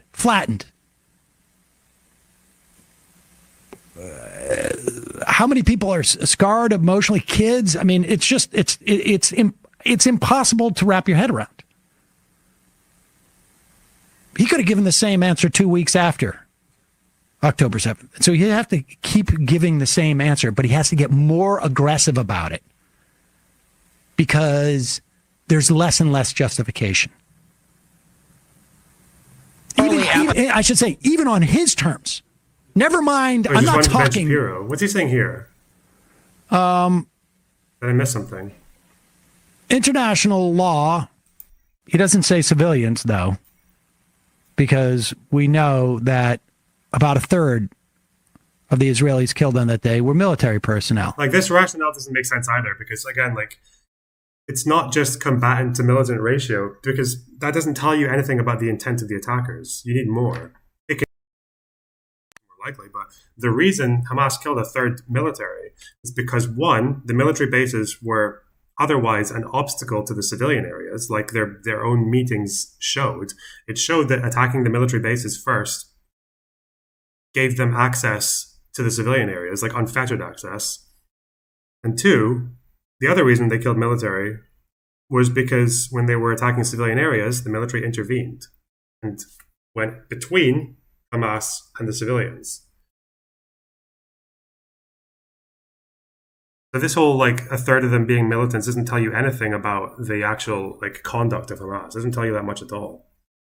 It also assumes that like just because someone is a soldier, then you have a right to kill them regardless of what the circumstances are. That's not true either. In a vacuum, I'm talking in his terms. Go ahead. Pathetic about what's happening. It's also that we don't know. We don't know what the ratio for militants to civilians is in the actual war in Gaza. Like, if it really was, if the IDF numbers were true and it was like close to 1-to-1, any of these people change their minds about that? I don't think they would. But we're probably never going to get the actual answer to that. On October 7th, Hamas launched the most deadly war on Jews since the Holocaust. They killed 1,200 innocent people. They took 250 hostages. 100 of them are still being held hostage. I know members of families of hostages who are still being held, American citizens. Hamas could end this war today by surrendering. They've chosen not to surrender. Instead, they spent billions of dollars building terror tunnels below civilian areas. It is not incumbent on the Israeli government to surrender just because terrorists are evil enough to hide behind civilians. The Israeli government has gone through such extraordinary efforts not to kill civilians that it has managed the best civilian to terrorist kill ratio in the history of urban warfare, and it is not close. I don't know if that's necessarily true yet. You would have to wait because, yeah, of course Ben Shapiro would just take them at their absolute word or whatever, but... I personally know soldiers who have gone door to door in the Gaza Strip who have risked their own lives to prevent civilian death. Israel has complete and utter air superiority over the Gaza Strip. Turns out that Hamas doesn't have an air force. They just had a series of tunnels where they hid all their leadership while their people suffered after their people voted for them. And then they effectively established a dictatorship over the course of the last 20 years. Israel, with their complete air superiority, certainly would have had the ability to commit full-scale human atrocities had they wanted to. Pause they have complete air superiority. Pause it. The only thing that he's not bringing up here, and this is the excuse, if they wanted to fully genocide them, and they have a very vernacular definition of genocide. If they wanted to kill all the Palestinians, they could. Well, you know, Israel has a nuclear weapon. They could drop the nuclear weapon. The reason why they don't do that is because they're walking a tightrope. I think to a certain extent, Netanyahu's like, I can't believe Biden has allowed me to do this without cutting off weapons. How do they explain targeting children like those kids being headshotted? Well, if it's Ben Shapiro, he would just obviously reflexively say that it was all either accidents or Hamas did it or crossfire. Someone who's a bit more reasonable like me, who doesn't think that, what was it Ben Shapiro said about Palestinians again in that 2007 article? I know the tweet, Arabs like to bomb crap and live in open sewage. Salman's rule. Anyway, yeah. Someone like me would say that if there are children who are like shot in the head by sniper bullets and all that, like it's very possible that some people commit war crimes. Yeah. It's also possible that they were told to by someone higher up than them. But otherwise, depends on how much information we have on each situation. Because it's all possible, right? It's possible that someone did it intentionally. It's possible for no good reason. It's possible that it was an accident. It's possible that Hamas did it because Hamas kills people as well. They kill Palestinians too. He's apologized for that article and said it was stupid. Yeah, he has, but he still holds the same ideological positions. He says it's stupid because now he just gets to couch it and say that it's all just leadership or some shit like that. Yeah. He said it sounded too inflammatory. He opposed it for rhetorical reasons, not for like the actual substance of what he was saying. I would contend that if Israel did what it wanted to do, and let's be clear, they have destroyed 65% of where people live. I think that's a minimum. All the universities and hospitals. There's a story in the Washington Post about how a guy, an Israeli driving a bulldozer, committed suicide because of PTSD from all Is 65% stat accurate? I don't know. I've heard so much fucking conflicting information about damage destroyed. In what context does Hamas kill Palestinians? Are you talking about suspected collaborators? Collaborators, but also people who are accused of moral turpitude and being gay.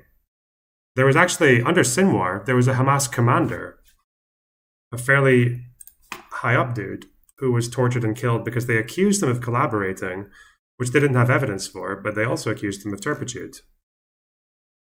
That was actually, what was the guy's name? It was Mahmoud Ishtiwi. He was a 34-year-old Hamas commander. He was hanged from a ceiling for hours on end each day, whipped, forced to listen to loud music in his cell. Yeah, they fucked him up good.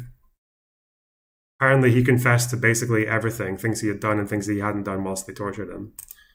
So, I can't fix the thing with my mic because I think it's an OBS thing. It's not clipping. It's not like an audio thing. It's not even a voice activation thing. The problem with my audio is that every now and then it just cuts. Like OBS just cuts. So I need to switch to Streamlabs tomorrow. The live and dead bodies he ran over. Yeah, of course, it was a sympathy piece for this guy who couldn't handle it. Well, that piece as opposed to the people who gave him the PTSD by dying so disgustingly and horribly. At what point do buildings go from damage to... I don't fucking know, okay? I have no idea how they calculate it. It's, okay, whatever the truth is, a shitload of buildings in Gaza have been destroyed. Does that tell you or anything? Not really, because the problem is that you're fighting an organization that uses the entire urban landscape to their benefit, right? Those tunnels are everywhere. The Hamas movements are everywhere. You see with Sinwar, the fight against Sinwar, there's 3 guys. They were in one building and then they ran into another building. So both of those buildings that were otherwise empty became part of military calculation, right? And that's just for 3 people. So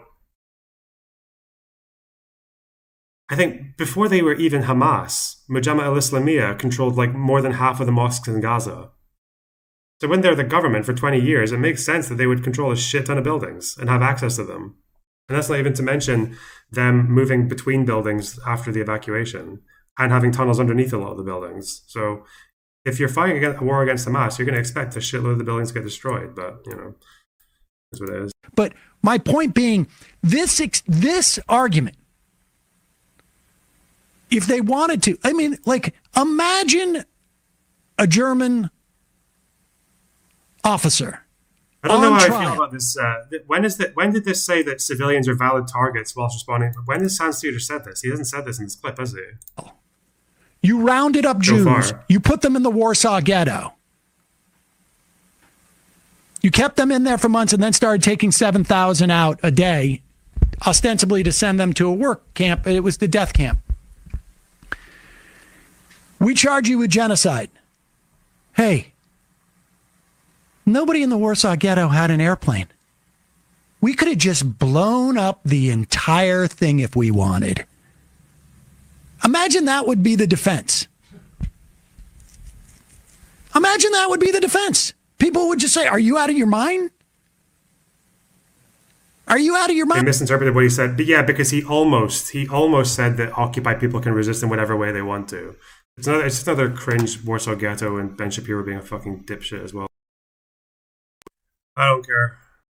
I wonder if any investigation turns out that the civilian ratio is actually a lot worse than what Ben Shapiro says it is and what he would do and say in response to that.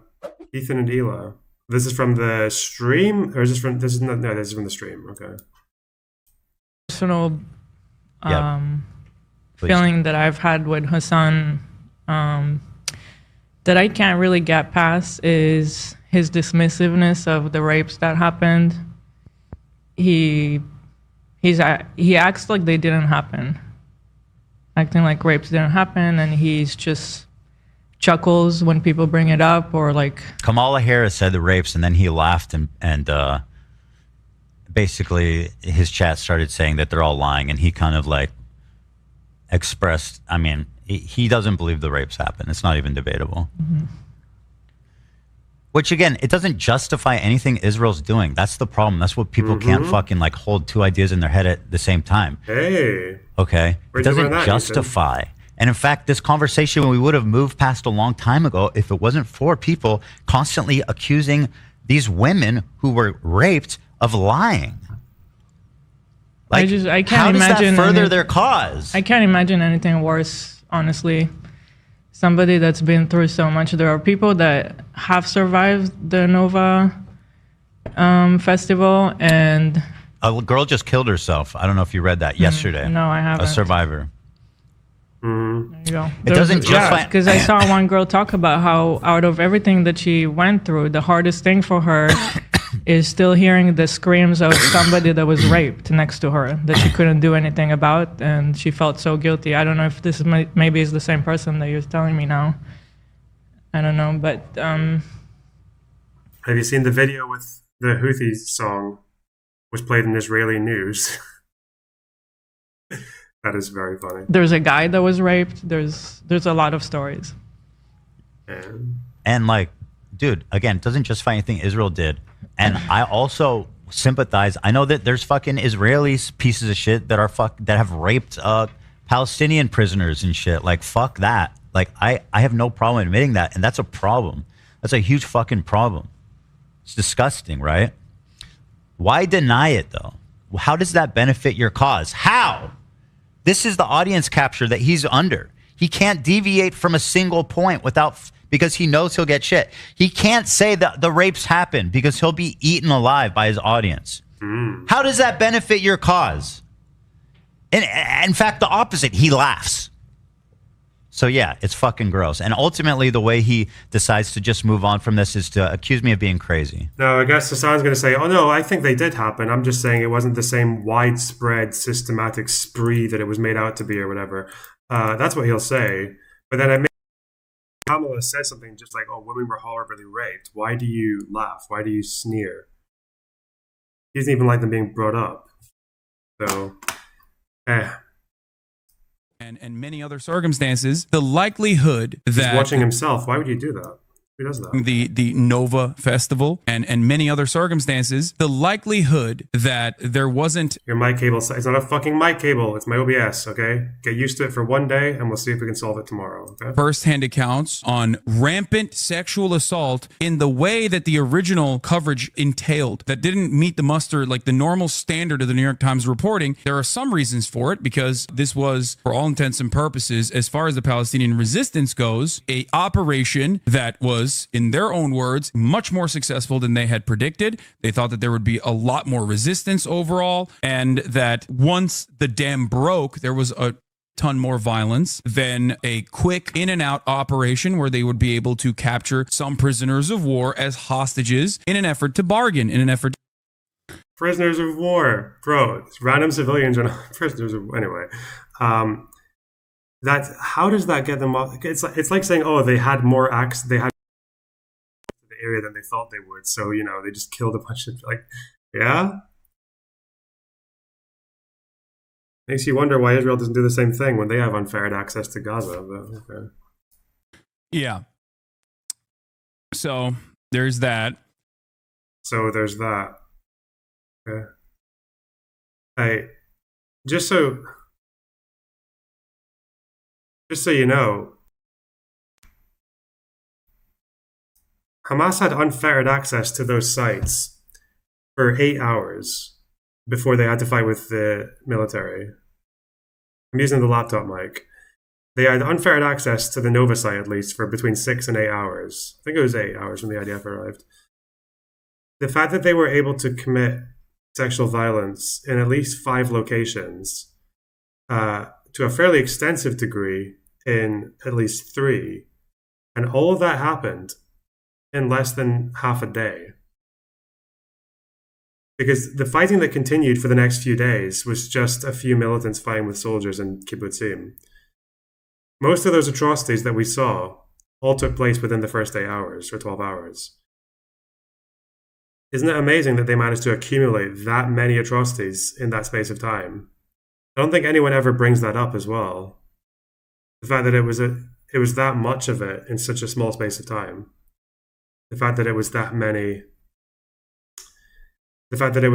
stripped bodies, or that many statements from witnesses, or that many hostages talking about it afterwards, that all happened in less than half a day. Something to think about. Why did they stop the sexual violence after that time? Oh, because the IDF arrived and fought with them. Probably not going to be doing much raping when the IDF are firing tank fire at you, unless that turns you on, I guess. I don't know. Did Ethan do a video about this?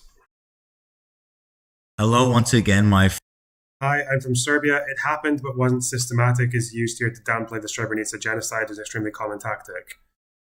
Yeah, well, people do it. Then they act really ignorant about what systematic means. Like, oh, what? Like, show me the orders. Bro, what? Show me the fucking racist laws in America. It's so stupid. Yeah, we know what systematic and systemic means. You don't need orders for it anyway. Nobody knows if they stop, they're still hostages. Yeah. Don't worry, lefties in chat. We're going to do an Israel bad segment as well. Don't worry. Don't worry. I just think this is all very fascinating right now. I thought when you said Hassan was reacting to something, you were talking about this, no? I thought you were talking about this. I thought you were talking about how Stephen made this huge effort post. He made this huge effort post about how Hassan deflects criticism, which is like, don't watch a reasonable amount of content if whoever's criticizing you, misrepresent them to a ridiculous extent, like straw man. Oh, if you don't like pineapple on a pizza, what, am I just not supposed to eat any fruit, lol? Attack the straw man version, lump them in with other deplorables like Nazis. If you debate, only debate people who you can beat, like 16-year-olds or Willie Mack, even though he didn't actually win against Willie Mack. When the opposition becomes frustrated with your poor articulation, call them crazy obsessed. Yeah, okay? Yeah, this is like the Hassan fucking formula. And I just thought it was simpler to... it's just this, really. Hassan Nasrallah, if we will consider any hand that tries to chop up... we will consider any hand that tries to get our weapons an Israeli hand, and we will chop it off. This was after 2005, when there were calls to disarm Hezbollah from within. It was from within Lebanon, actually. I think this is a more accurate summary of Hassan's deflection tactics. And he's called Hassan as well. Nasrallah spoke about chopping people's hands off a lot. I think when there was the investigation into Rafiq Hariri's killing, and the suspects who were Hezbollah members had to get tried in absentia, Nasrallah said that anyone who tries to put a hand on our soldiers will have their hands cut off. Yeah, he said that as well about that. Pretty on the nose. Ethan, I won't let Hassan Piker lie to me. Lying about, oh my, about 3K viewers. That's quite a lot. Hello once again. Stream doesn't cost you anything. My friends, an emergency Ethan Klein video is in order. Been talking a lot about my former co-host Hassan Piker and leveling some pretty serious criticism against him. I knew that he wasn't going to take it well and wasn't going to respond to any of the points made. And basically, it's turned out that I've been right about that. There's one clip, though, that I just saw on our subreddit that's especially kind of nefarious. This is the type of character assassination and propaganda that I think is really important to call out the minute it happens, to get ahead of it. This is also what would be especially good for fans of Hassan's, who's been listening to the podcast to help drive home some of the points that I've been making. So here it is. Let's just go ahead and jump right in. Did you see this? I mean, yeah, I didn't. But there's no. What's crazy is there's nobody on the entire platform to call him out. Nobody. They've all been banned. Yeah, I know. Yeah. Yeah, Destiny should be unbanned so we can call me out is a crazy take. I said there's no dissenting voices, and he said Destiny should be unbanned is a crazy take. At what point did I say that? He's drilling into his audience brain already, trying to draw this association between Destiny, knowing that his fan base hates Destiny, as a way to poison the well against me. There has been no... I've mentioned Destiny on my channel over the last 10 years, maybe once. I will say, I think it is very unlikely that Ethan isn't getting some of his arguments or takes from... Because I think if Ethan was going through what he was going through with Hassan, it maybe was natural. It seemed natural for him to go and seek out creators who were more defensive of him. One of those would have been Destiny. He would have seen that and seen that there's like... Yeah, because there's a lot of overlap between the things that they say about Hassan. But, I don't recognize Ethan not that that's any a longer. Problem, obviously. The arguments just, they make sense or they don't. I'll be honest, like who would call me out? Like right-wing shitheads? Like, what do you mean? Well, I'm not a right-wing shithead. I'm a liberal progressive who basically had some criticism for some of the stuff you've been doing, but mostly agrees with everything you believe in. Not everybody that disagrees with you is a right-wing shithead. And that's part of the issue. See, I don't know whose fault this is now, because I'm guessing when Hassan was on Leftovers, him and Ethan probably did just do a bunch of culture war stuff where they agree that right-wingers are shitheads. Assumed that he agrees with Hassan on a lot of things, but actually, I bet you they probably don't. And it might also be the case that Hassan, because he was in a more mainstream area like Ethan's, I'm guessing Hassan just probably tamed himself a little bit. He did the whole thing where he becomes a tactical social democrat when he needs to be. I know they clashed on socialism, capitalism, but the big ones came over Palestine, right? Called him out for the Tibet take. Yeah.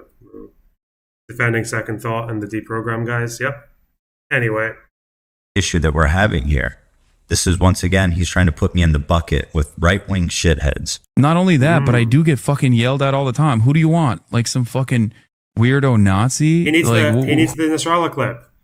We will consider every hand that tries to take our weapons an Israeli hand, and we will chop it off. That's what he's doing. Who? Once again, implying that I want Nazis on the platform. Literally all I said is that there's no dissenting voices on Twitch, and he's building a fantasy world in which I'm a right-wing shithead that wants Nazis on the platform to criticize him. There's only one guy I think he means, and that's Destiny. I just told you it's nothing to do with fucking voice gating. Stop telling me to speak closer to the mic. That's not going to help it. Which is crazy. Sorry. That was too much. It was disproportionate. It is honestly pretty severe the way that he draws everything back to Destiny. I don't know him. I've never talked about him on the channel. I don't know what's going on with this Destiny thing. The only explanation I can have is that he thinks that it's just an easy way for him to make me look bad to his community. Nobody. There is not a single dissenting voice with his fucking straight up radical, anti-American, anti-Semitic fucking... Bro, I can't believe this man went from dunking on Steven Crowder to saying Steven Crowder ass shit. He's anti-American, radical. How is that? Oh, he did it in real time. It's such a funny thing to see.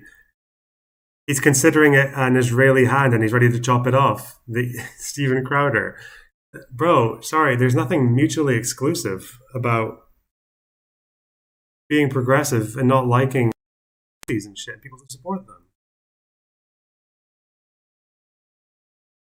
You mean anti-American? You realize that like half of the country that opposes Trump and Steven Crowder and all those people are also pro-American. Actually, Steven Crowder's, one of his issues is that he's anti-American. He would rather have a dictator than have the Constitution upheld. Anti-American? Now, instead of actually addressing a single point, he stops it before he gets there. He conjures the image of Steven Crowder, who's got nothing to do with this conversation. And he says, how did you go from dunking on Steven Crowder to being Steven Crowder? Once again, this is a crazy amount of well poisoning, and it's so disingenuous and it's so bad faith. I hope it's clear to everybody just how bad faith this is right now and how desperately he's trying not to respond to any of the actual criticism that I've made. Criticizing Hassan does not make you Steven Crowder as much as he wants it to. Like, what's next, dude? Should I leave the country? Should I go back to my own country, dude? Once again, putting heinous words in my mouth, implying that I wanted to leave the country because now that I disagreed with him, I'm a heinous right-wing Nazi. Didn't say that. Don't want that. Don't believe it.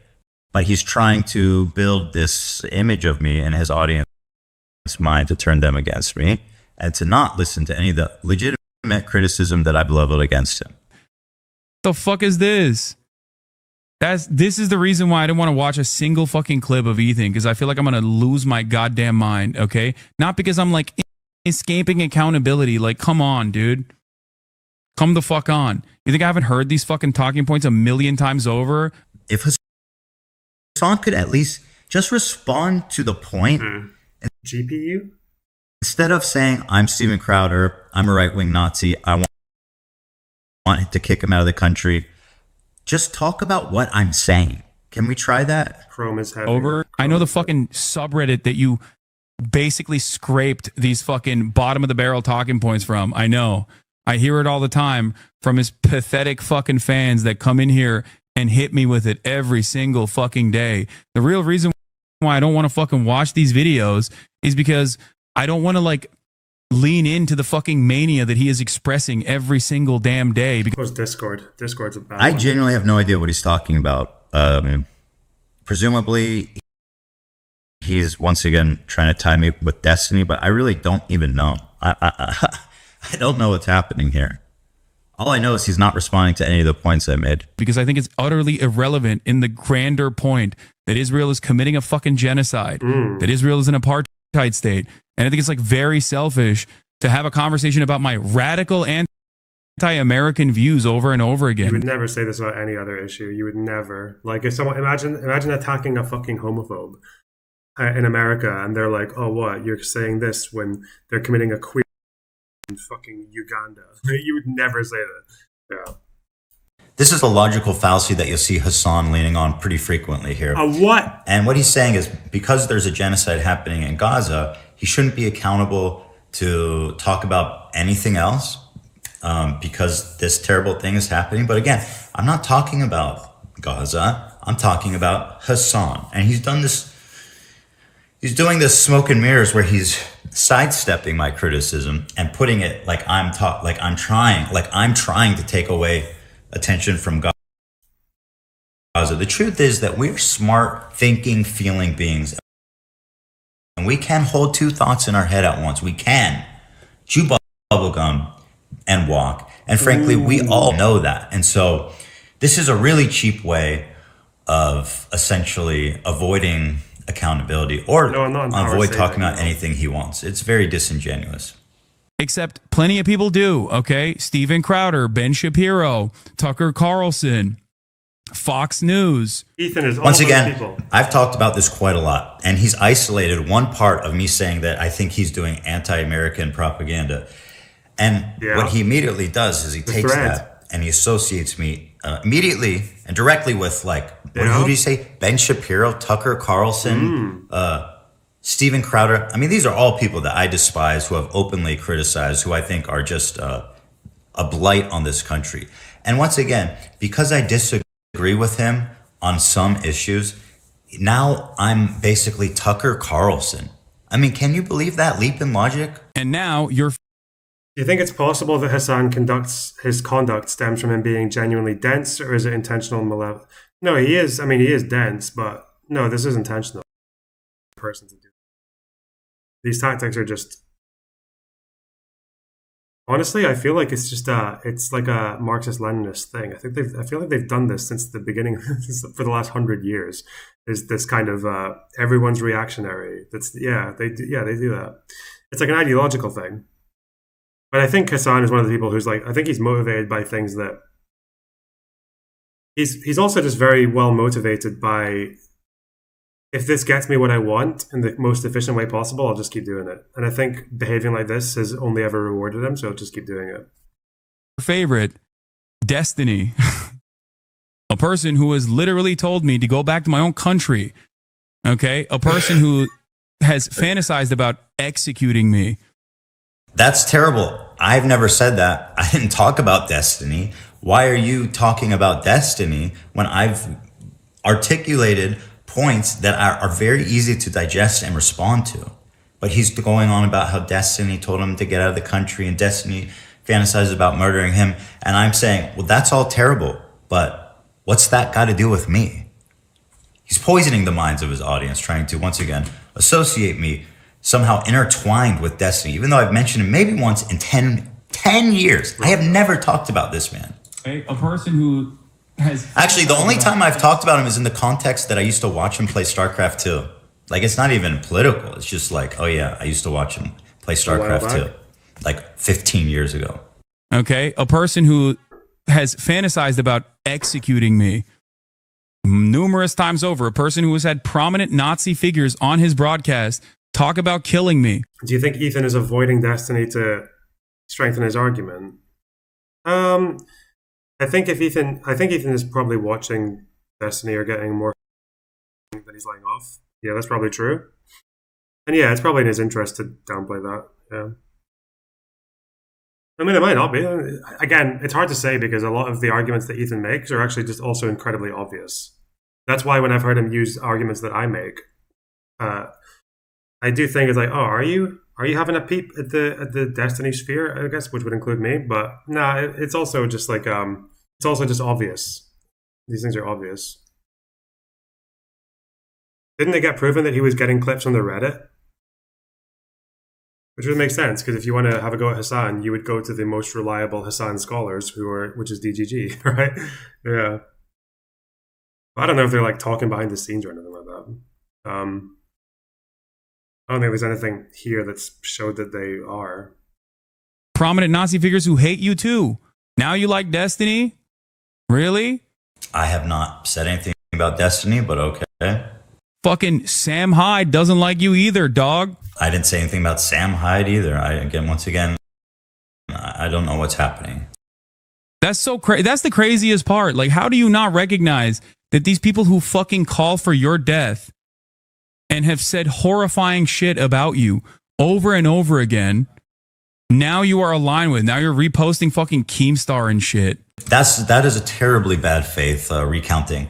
What happened in that case is that Frogan... The conspiracy I propose, Hila is a Destiny fan. Actually, 999. Well, if she's not, she would be literally the only Israeli on Earth who's not a Destiny fan. Yeah. Anyway. And her friends were trying to blame the harassment she was getting on me, even though it was quite obviously from people responding to her telling vets that they deserve to get PTSD. What I was doing, clearly in my stories, was I was showing tweets from all these conservative sources showing that the harassment she's getting is from them. I in no way endorsed it at all. I showed a picture of like Donut Operator tweeting about it, some cops account tweeting about it, Drama Alert tweeted about it, and a few others that had massive presence on Twitter and were talking about Frogan. So to say that I'm now reposting Drama Alert, implying that I'm co-signing or supporting him, is so bad faith. Yeah. Is it? That it could only imply that he knows exactly what he's doing. That it's actually that bad faith. That he's just essentially lying and doing a character assassination. What a silly, sad, pathetic state of affairs, dude. Jesus Christ. It makes me so fucking sad. Okay, well, apparently he's disappointed and he's sad about a bunch of things that have nothing to do with me. So going back, you can see there's layers and layers and layers of character assassination, propaganda, logical fallacies, and not one response to any of the points that I've actually made. And it seems obvious to me that he's trying to poison his audience against me by misrepresenting my beliefs and just straight up lying about things that I said and things that I believe. Now, this just want to say I appreciate your content a lot, and your foreign policy evaluations and takes should be a benchmark for journalism. Well, thanks for the really kind comment, Patriot. Takes are getting signed off by someone called Patriot. You know who else calls himself a Patriot? Steven Crowder. And he's a Nazi, so basically I'm a Nazi now. So. Oh, well. We tried. We tried to hide it. Came out. I will consider any hand that types a positive comment about LonerBox to be an Israeli hand, and we will chop it off anyways. All right. I just saw this on the subreddit, but things like this I like to get ahead of as quickly as possible, because I do not want him to be allowed to set this tempo as if this is the official narrative. I must fight this at every point. And once again, if you're a Hassan fan, challenge him to do better than this. This is dishonest. And more than that, I'd like for him to just respond to one of the points I made, just directly. Anyway, that's my video for the evening. Have a great one. Well, it's stepping up, guys.